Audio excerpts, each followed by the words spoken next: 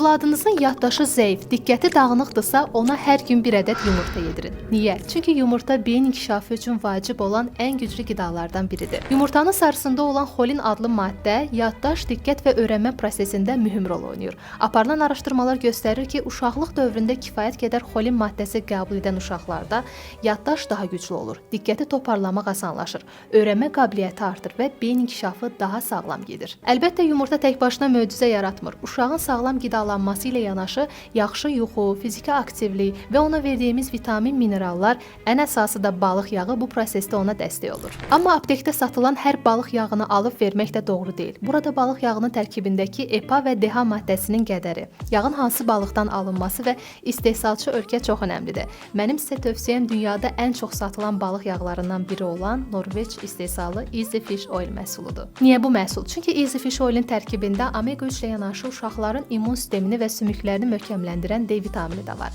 Balıq yağı övladınızın beynini, D vitamini isə immun sistemini qoruyur. Məhsulun digər bir üstünlüyü çeynənilən jelatin tablet şəklində olmasıdır. Sirop şəklində olan balıq yağları qapağı açılan kimi tez xarab olur.